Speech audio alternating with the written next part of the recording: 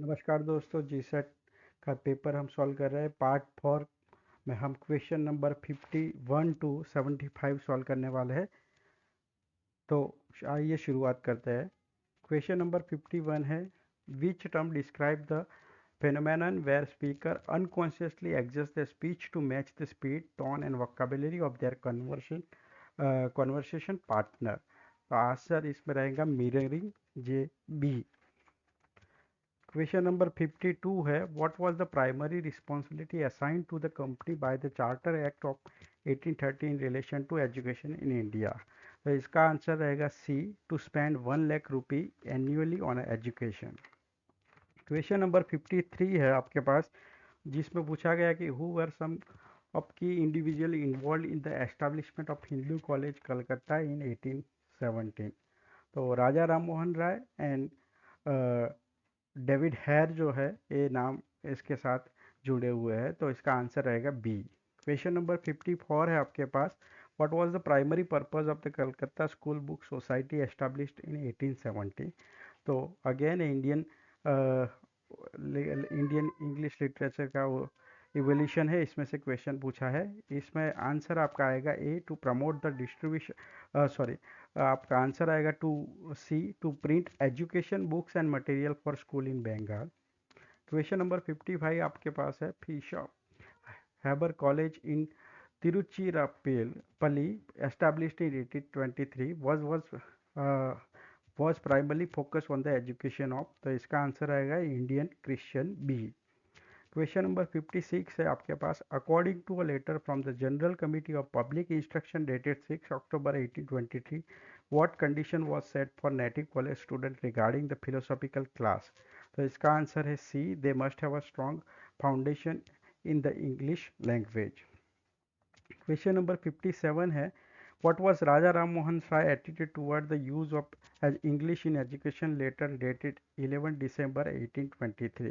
तो इसका आंसर आपका रहेगा B, he supported English as a medium alongside vernacular language।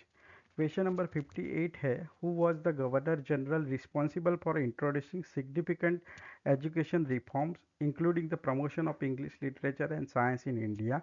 इसका आंसर रहेगा विलियम बेंटिंग। तो सी आपका जवाब रहेगा। क्वेश्चन नंबर 59 है, according to the select committee on the affairs of the East India Company in 1832, why was the cultivation of the English language highly desirable in India. तो इसका answer रहेगा D, to introduce natives into places of trust. Question number 60 है, what was the purpose of the about wood report in the field of education. इसका answer रहेगा आपके पास C, to base primary and secondary education on children natural interest. तो बहुत सारे question Indian English evolution के है। उसके बाद क्वेश्चन नंबर 61 है, who introduce the concept of encoding decoding. तो ये स्टुअर्ट हॉल के द्वारा जो कॉन्सेप्ट है वो इंट्रोड्यूस किया गया है। तो आंसर रहेगा B. Question number 62, who use the term sweetness and light in reference to culture.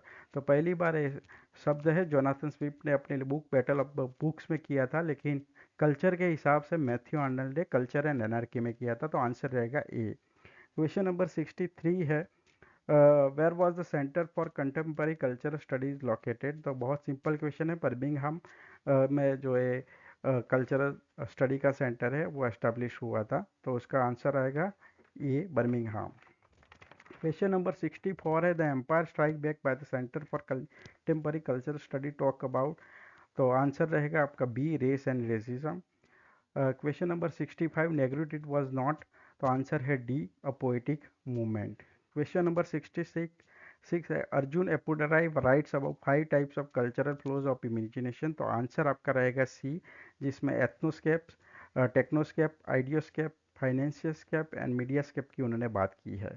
Question number 67, which of this scholar does not talk about cultural racism. तो आंसर रहेगा यर्गन हेबरमस।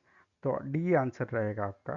क्वेश्चन नंबर 68 है, which of the following figures is not associate with the Frankfurt school of cultural study.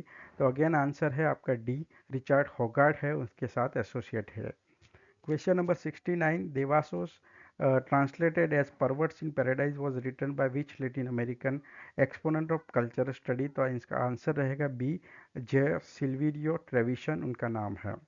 Question number 17, cultural study was initially developed as an academic field by, तो answer है British Marxist academics, तो answer रहेगा D.